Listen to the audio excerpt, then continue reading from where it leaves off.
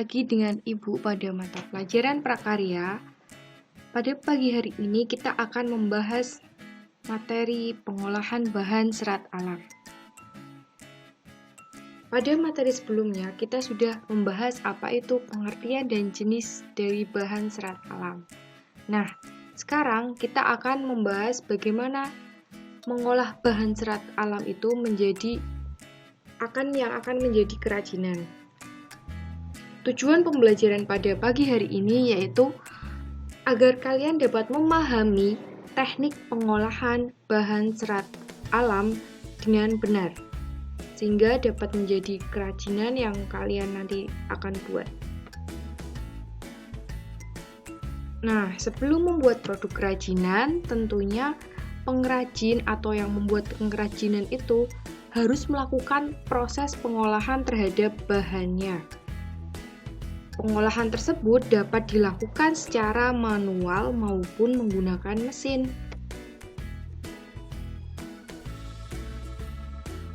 Sebelum masuk pada pengolahan bahan serat tadi, apakah kalian masih ingat apa itu serat? Nah, Ibu ingatkan lagi bahwa serat adalah suatu jenis bahan berupa potongan-potongan komponen yang membentuk jaringan memanjang yang utuh. Jadi, suatu bagian yang berupa potongan-potongan yang membentuk jaringan dan memanjang serta utuh. Nah, serat alam sendiri yaitu jaringan serupa benang atau pita panjang yang berasal dari hewan atau tumbuhan. Jika hewan nanti bisa menjadi kain sutra. Nah, kalau tumbuhan biasanya jari kapas kemudian menjadi kain. Nah, ini salah satu yang akan kita bahas yaitu dari tumbuhan kapas atau bahasa ilmiahnya Gossypium hirsutum L. Nah, bahasa ilmiah ini nanti akan kalian pelajari pada mata pelajaran IPA. Kalian bisa lihat pada gambar ada bunga kapas atau nama lainnya adalah bol yang sudah matang, yang sudah merekah gitu sehingga siap dipetik dari pohonnya.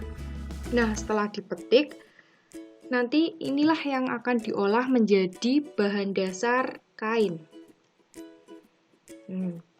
Seperti ini proses dasar pengolahan kapas. Dari yang pertama, tadi ada bunga kapasnya kita petik jika sudah matang. Kemudian kita ambil bijinya, kita pisahkan bagian kapas dengan bijinya tadi atau prosesnya bernama ginning.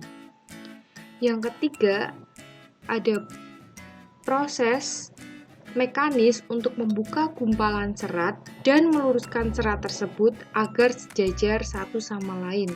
Prosesnya diberi nama carding.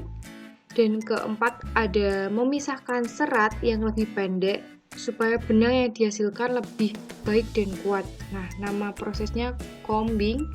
Dan kelima, ada proses penarikan atau drawing, yaitu menggabungkan beberapa silver sehingga menghasilkan untaian serat kapas yang sangat tebal.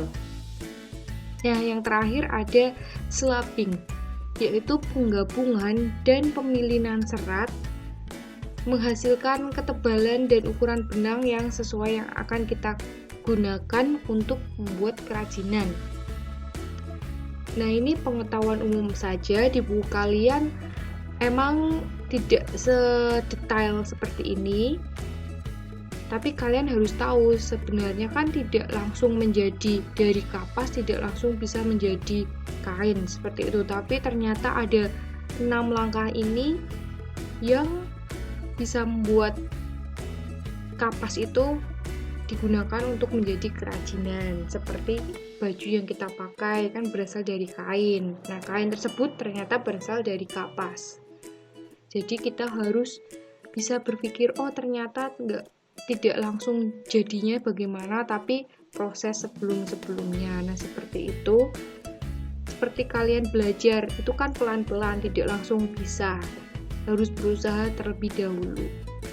Kemudian, nah ini proses dasar pengolahan benang. Jadi dari kapas tadi menjadi benang, baru menjadi kain. Nah ini proses dasar pengolahan benangnya ada 4. Yang pertama itu pemintalan benang, kedua penggulungan benang, ketiga pencelupan warna, dan keempat penenunan benang menjadi kain. Nah kita akan bahas satu persatu dari pemintalan benang.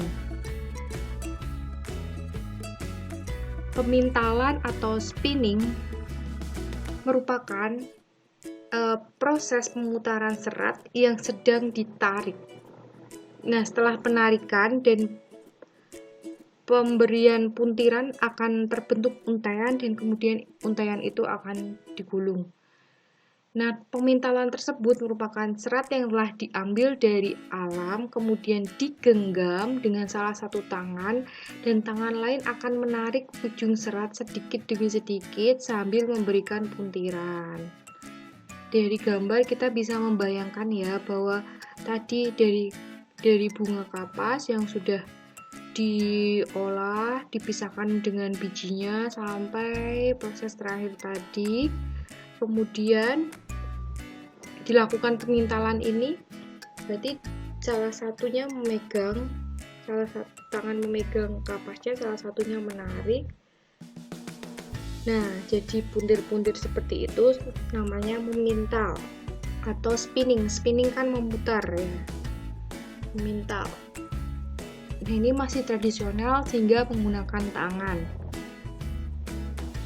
Cara manual menggunakan tangan. Kemudian proses yang kedua ada penggulungan. Nah, benang yang sudah dipintal tadi digulung menggunakan alat penggulung benang sehingga mudah digunakan. Nah, alatnya ini juga masih sederhana, bisa dilihat pada gambar. Ada ibu-ibu menggunakan, ini alatnya dari roda sepeda bekas mungkin ya, jeruji-jerujinya itu kemudian digabungkan dengan kayu, dihubungkan seperti itu untuk membuat alat penggulung benang yang tradisional. Kemudian yang ketiga, setelah digulung tadi kan dihasilkan benang-benang yang siap untuk diberi warna. Nah, pencelupan warna ini, benang diproses dengan mencelupkan untuk memperoleh warna yang kuat, yang warna yang kita inginkan, yang kita butuhkan untuk kita buat kerajinan apa. Selanjutnya benang itu dikeringkan, biasanya dijemur seperti itu ya, seperti kita menjemur baju biasanya ditaruh di jemuran, terkena sinar matahari langsung ya. Lanjut, gambarnya bisa dilihat juga. Nah, itu diwarnai warna merah, mewarnai benang di ember dan dicelup-celup seperti mencuci. Kemudian yang proses terakhir yaitu weaving atau penenunan benang menjadi kain. Nah, ini merupakan proses utama untuk mengubah benang menjadi kain. Dari benang yang masih gulungan tadi, nah ini jadi kain yang bisa kita gunakan. Sebelum masuk ke proses penenunan atau weaving, benang perlu dipersiapkan terlebih dahulu. Benang dianyam sehingga terbentuk anyaman kain. Nah, ini biasanya yang digambar ini ada anyaman kain di daerah Nusa Tenggara. Itu terkenal ya sebagai tempat wisata, namanya Desa Sade. Di sana banyak ibu-ibu menenun. Nah, kain tenun ini tuh harganya mahal karena menggunakan tangan atau handmade. Nah, kalian bisa mencoba menganyam ini, tapi ya yang lebih sederhana mungkin. Dari hasil benang tadi merupakan sebagai bahan baku yang dapat digunakan untuk membuat kerajinan makrame dan tapestri. Nah, makrame dan tapestri ini adalah simpul-simpul ikatan-ikatan seperti ini. Seperti gambar ini, makrame ini nanti akan kita bahas di pertemuan selanjutnya. Kita sedikit aja pertemuan ini, yang penting kalian paham. Kemudian yang kain ini dapat digunakan untuk membuat kain ikat celup. Nah, ini bisa jadi oleh-oleh kain baju yang dicelup ini. Mungkin kalian udah pernah praktek ya saat SD. Nah, nanti mungkin kita juga bisa praktek seperti ini, membuat kain ikat celup. Mungkin sekian dulu yang dapat Ibu sampaikan. Semoga bermanfaat. Apabila ada pertanyaan, silahkan kalian tanya di kolom komentar. Dan jangan lupa dukung channel ini dengan subscribe, like, and comment. Oke, thank you. Semoga bermanfaat. Wassalamualaikum warahmatullahi wabarakatuh.